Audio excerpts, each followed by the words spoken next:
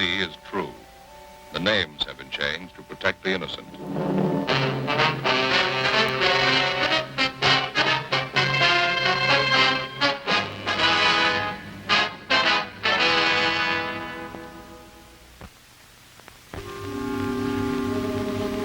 This is the city. Every 24 hours, a little bit of everything happens. 2 million people make a lot of history in one day. They write it all down and file it away. Some of it's important, some of it isn't. Business, industry, government. You buy a 3-cent stamp or an oil well.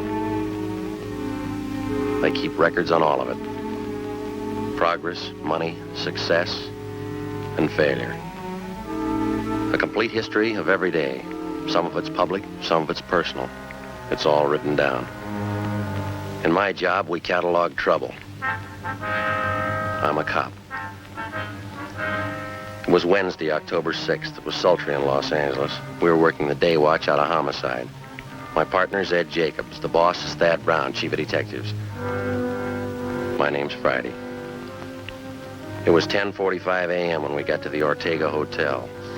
A 30-year-old man had disappeared suddenly. We'd uncovered evidence of foul play. The list of suspects was narrowed down to one man, the last person to see the victim alive. We traced the suspect for months. The break finally came. We found him.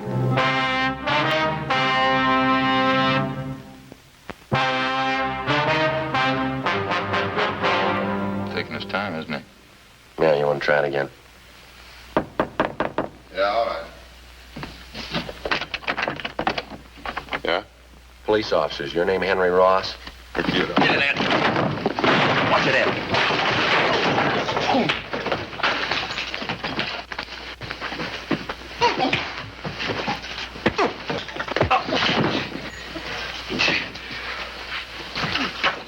Hands behind your back, both of them. Sit on that chair. What is this? You guys really cops? No fooling of you cops. I thought you were faking. I showed you my card at the door. Yeah, I thought you were faking. That's the truth.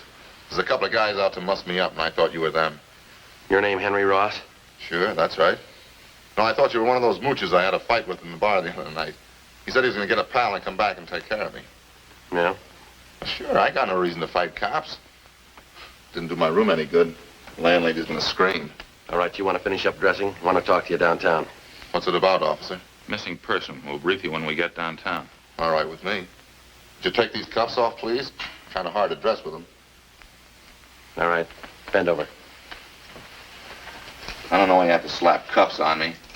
I didn't know you were cops. Mind if we check through your things, Ross? Huh? Why? Mind? Well, go ahead if you want. I got nothing to hide. If you spoke up at the door, there wouldn't have been this fight. I thought you were that mooch in the bar and his friend. Thought you were looking for trouble. All right, mister. You about ready to go? Oh, I'd like to brush my teeth first, if you don't mind. Got a mouthful of cotton this morning. Where do you keep your toothbrush? Well, over here. I'll get it. Never mind. All right.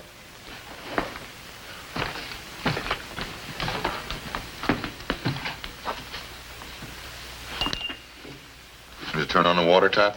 You can make out. Nothing, Joe. Pretty clean. Of course I'm clean. I'm on some toothpaste. What'd you expect? Anybody can make a mistake. I didn't know you were cops. Henry Ellsworth Ross. That's your full name? Yeah, that's right. Hardly ever use the L for it. Lousy name, huh? Well, what's the picture of all this, officer? We told you. Missing person. We'd like to talk to you about it. Don't think I can help you. Nobody I know's missing. How about Paul Davis? Davis? Yeah, I knew it, Davis. Don't know if his name was Paul, though. They've been gone a long time, this guy, Davis? Yeah, that's right.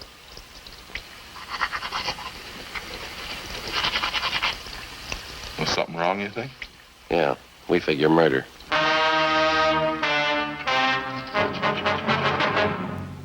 After going over his room thoroughly, we took Henry Ellsworth Ross back to the city hall to the interrogation room. He was a longshoreman by trade.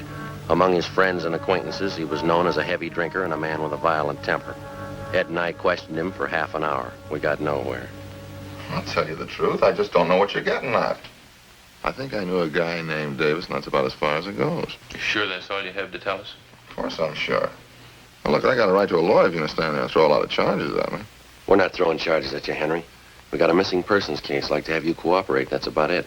Well, I'd like to, but I can't. Paul Davis. Just a name to me. Maybe I know him. I don't know. You got that report there, Ed? Yeah. That's it. Thank you.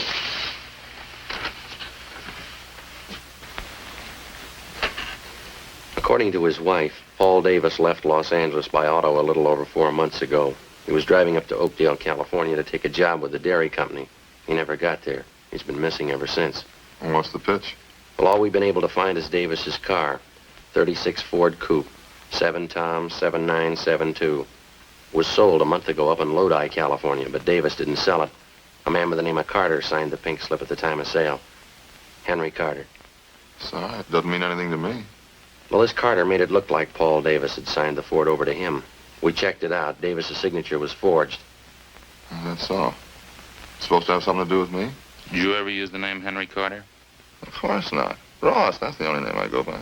You never had your name changed? No. You never used an alias? I told you no. Wonder if you'd mind taking a look at this here. What's it got to do with me? That's the pink slip to Paul Davis's car, Henry. Now, these signatures on the back, transfer of ownership, do you recognize either one of them? Paul Davis and Henry H. Carter. Well, just names to me. Well, am I supposed to recognize something? Should, yeah. Why? The signatures are both in your handwriting.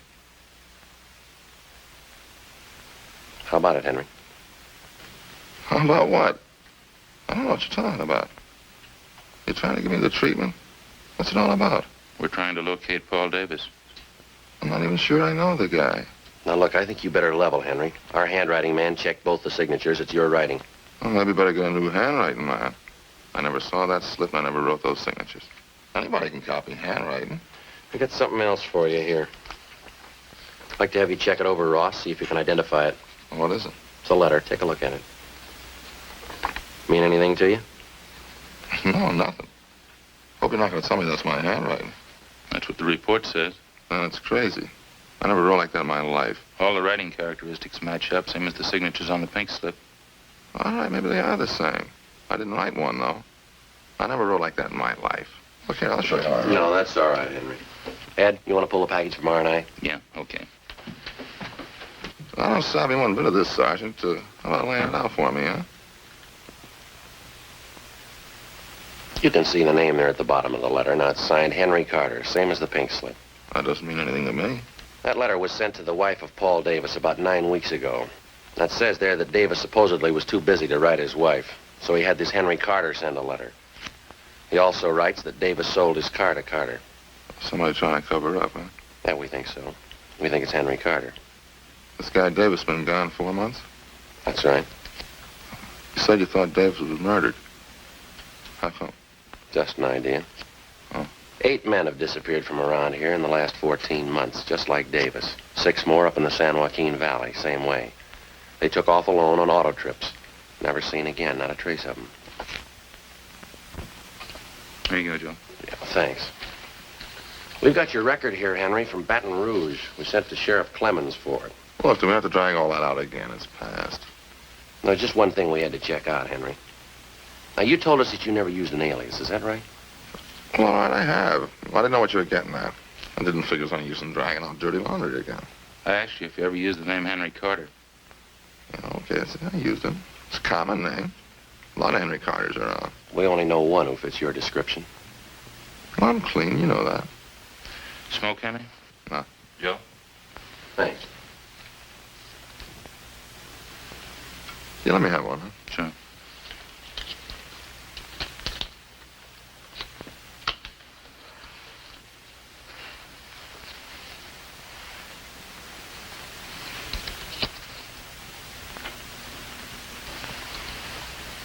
Henry, we rode this thing for 4 months all over the state, and I'll tell you what we got. We'll let you make up your own mind. It's not my writing. On June 4th, Paul Davis left Los Angeles in his car, headed up for Oakdale.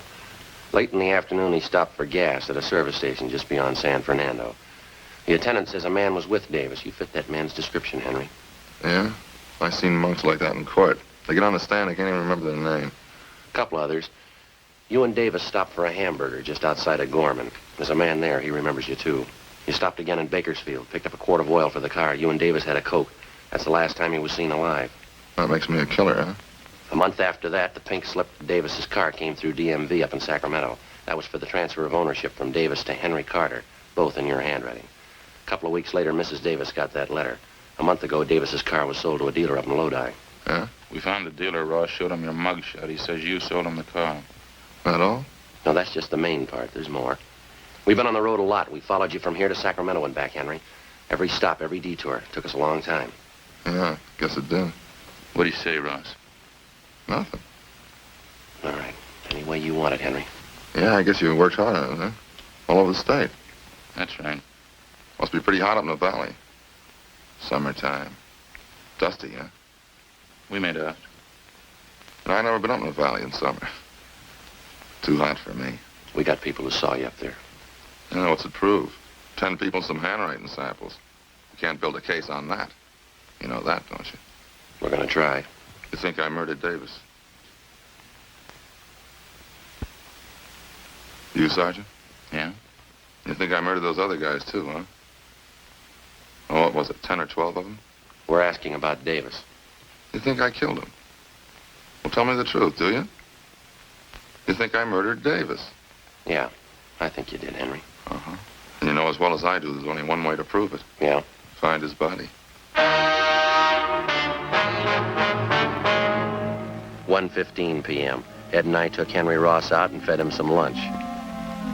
Then we took him back to the city hall to the interrogation room where we continued to question him. He was relaxed and he talked a great deal about everything but the disappearance of Paul Davis. He didn't seem anxious to get away. He made no demands for an attorney to represent him. He told us about different homicide cases that he'd read up on. He asked us about the 12 men who disappeared in the past months in the same manner Paul Davis had. Was there any trace of them at all? Did we have any leads? We finally got around to asking him if he'd submit to a lie detector test. He seemed taken by the idea and agreed to it almost immediately. We made up a list of key questions. Ed called Sergeant Berger and made arrangements for the test. At 5 p.m., we took the suspect to the 3rd floor of the old city jail where Sergeant Berger gave him the polygraph test. When it was over, we brought him back to the interrogation room. The questioning continued. Ross kept talking. We let him talk. 8 p.m. He was still going strong. You remember the Wilson case back in 34, don't you, Sergeant? Woman killed her whole family. Big case. You remember it? Yeah. Pretty tragic. That a hobby of yours, Henry? Collecting murder stories? No, I just read them. I remember them. Guess I can remember every murder case in the past 15 years. That's so.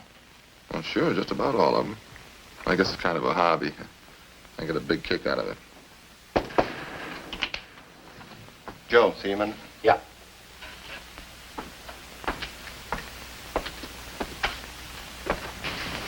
Berger over in the polygraph room just called. What'd he say? They found 16 positive reactions on Ross. Thanks, Bates.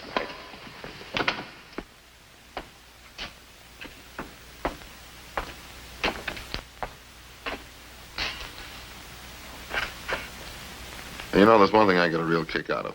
These detective magazines, mystery stories, you know, the way they make out the murderer. How do you mean? Well, you know, they always build it into something big. Somebody's always killing somebody else for $1 million or maybe over some woman, some beautiful woman. Same with the movies. That's where they get it all mixed up. I don't think I follow you, Henry. Sure you do. Every time some guy writes a murder story, he's got to build up a big reason for the killing. Well, it generally works out that way, doesn't it? Why? I'll bet there's 1,000 murder cases in your files without a reason. Some people kill, that's all. I've heard about lots of them. Sure, they just want to kill and they go ahead and do it. Maybe for a few bucks, maybe for nothing. They just do it, that's all. That's so. Well, sure. You know that. Like this thing you've been talking about. 10, 12 guys disappear. They got a few bucks, maybe they got nothing. Somebody plows them under, that's all. No big reason, they just do it. So 12 guys are gone. Doesn't mean anything. Is that how you figured it, Henry? Huh? Phone call a minute ago. That was from the man who gave you the lie detector test. Oh, that right? How'd it go? Well, he just finished going over your graph. He got 16 positive reactions. Yeah? What would that mean? You lied, Henry. 16 times. Is that right? Yeah, but I told him to get a new machine. I lied all the way through. Mind telling us why? No, I don't mind. I guess I knew you'd find out. Well, let's go out and get something to eat first, huh? Hungry. We better talk a little more, Henry. Now, let's go. I'll tell you while we're eating. Bring a pencil and I'll draw you a map. A map of what? The canyon, where I buried him.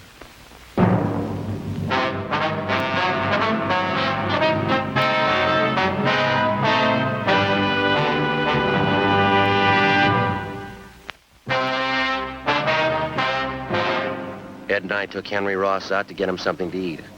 At his request, we went to Helga's health shop. It was almost closing time. Ross got himself a salad, molasses bread, yogurt, a vegetable burger, and some grape juice. Ed and I settled for a Swiss cheese sandwich and some grape juice. Vegetable burger and beets, huh? Sure smells great.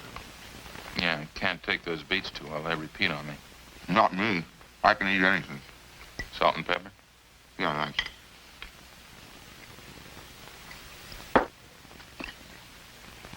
You know, I haven't eaten much today. Hey, did you get your sandwich made with molasses bread? No, wheat germ bread. Oh, you should have got molasses bread. Real blackstrap molasses. Smell it. Nice and fresh, huh? Oh, you know, this yogurt really sharpens up my appetite. Food tastes great, huh? Want some saccharin, Joe? Yeah, thanks. We brought a pencil along, Ross. Want us to start making notes? Good time as any, I guess. You know, the whole thing comes right back to what I was trying to tell you there in the office. Well, what's that? Well, you know about the phony mystery stories. And every time there's trouble, there's a big reason behind it. Phony, that's all. Yeah? Sure. This Paul Davis, for instance. Well, I guess I knew you'd find out. I knew this morning when you picked me up. I knew you had it figured. Must have been a big job, huh? Finding me. Pretty big, Henry, yeah. A lot of mileage. How'd it happen? Well, there again, it's just what I was saying. There's no reason behind it. I needed a few bucks, and this Davis came along. I guess he was it. So you want to pass me the salt? There you are. Where'd you meet Davis, Henry? Well, I was hitchhiking out in Ventura. On a dime in my jeans, I was going up to Maricopa. Thought I had a job up there. Well, this Davis came along and picked me up. You ever know him before that? No, a stranger. Said he was going to Oakdale and be glad to give me a ride. When? Well, I think we stopped for gas up around San Fernando, and I saw that he had a few bucks in his wallet. I guess that's when I got the idea. About what? Killing him. Maybe that gives you an idea what I was talking about. You don't need any big reason to kill somebody. Davis had 18 bucks. Suppose I told that to a writer. Somebody killing that guy for 18 bucks. Wouldn't make much sense, huh? You tell you to never sell. You need $1 million. Beautiful woman. Good motive. Where'd you kill him, Henry? Well, outside of Bakersfield. Little canyon there.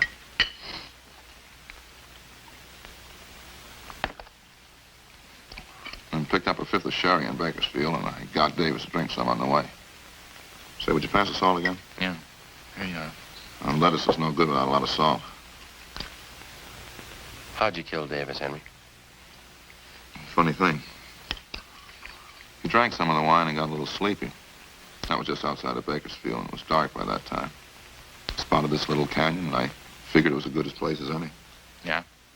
Well, I got him to pull off the road, and we had a few more drinks, and I spotted this little shack out there, out in the middle of nowhere. Exactly where was this, Henry? Well, I can show you. Maybe 2 miles north of Bakersfield. We got to the shack and finished the wine, and then we went to sleep. Both of you? That's where the funny part comes in. Well, I guess I killed Davis all right, but I didn't mean it.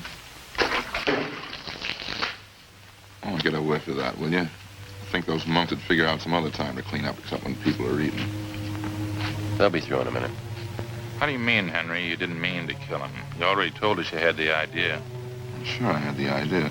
Well, let me explain it, then. Well, we both went to sleep in this shack, Davis and me. Guess that must have been about 9 o'clock that night. Just don't know what it was. Maybe the wine, I guess, and I started having nightmares. Huh? Yeah. Now, maybe this part sounds like a story, but it's the truth. I had all these dreams. I woke up, but they were still there. What's that? All the faces. That's all I could see. The air was full of faces.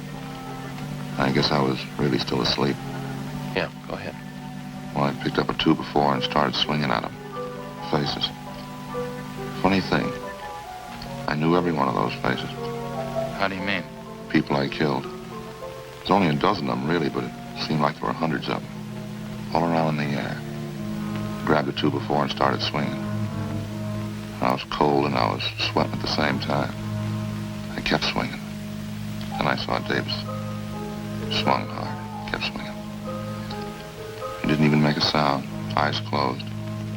Kept swinging in his head. When I came to, there he was, lying on the floor. Seemed to take those other faces away. They didn't bother me after I killed Davis. What'd you do with him, Henry? Oh, I pulled him outside the shack, dug a hole and buried him. Burned his clothes, took his car and money and drove off. I'll show you if you like. Where I buried him, I mean.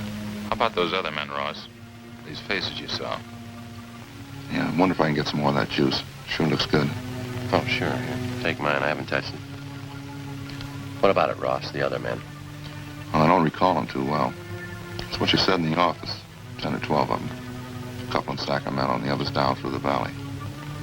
Like I say, no big reason for killing any of them. Just happened that way, that's all. What'd you do with them, you remember? In general, yeah. There's one of them, though, that stands out. A guy by the name of Slattery. Some kind of salesman. A real crybaby. Where'd this happen? Only he picked me up in his car outside of Chowchilla. It was nighttime and he was feeling pretty good. I made him stop on the side road and hit him with a piece of angle iron. Cried like a baby. Buried him in the field. He was one of those faces I saw. Shows you how psychology works, huh? Yeah. What'd you do with his car? Slattery's, I mean. I drove it down to Mexico and sold it there. Guess that's what I should have done with Davis's car, huh? Those killings of yours, Henry. You got any more you want to tell us about? I told you already. 10 or 12 of them. Pretty much the same. When was the first one? Oh, maybe 18 months, 2 years ago. First one wasn't any harder than the last. Just like I was telling you before. Yeah. You know, everybody builds up murder. It's supposed to be a big thing, hard to do. All those phony stories. I hit a guy a couple times with something. That'd be it. A real small thing. Didn't change me any. And that's why I say it's all built up. You ever been treated for any mental sickness, Ross? No, why? You ever been examined by a psychiatrist? No. After you killed these men, did it bother you at all? Oh, just that one dream. The time I was with Davis. That's about it. Sure a good meal, Sergeant. Thanks a lot. Yeah, okay. Ready? Let's go. We go back to City Hall now, huh? Yeah. You ready to give us a statement now? All right. I had an idea you'd find me. I guess I always knew you'd find me. Yeah. Well, I guess I proved my point anyway. It's all built up. What is? Well, murder, killing somebody. Those phony stories, it's all built up. It's just cheap. You got it wrong, Henry. Huh? Wait till they read you the bill. Come on, let's go.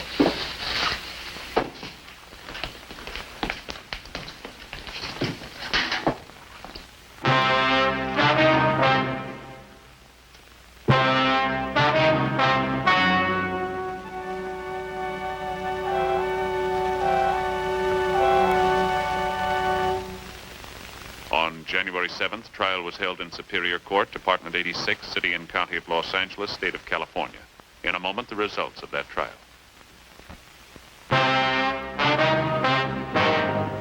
The suspect was tried and found guilty of murder in the first degree.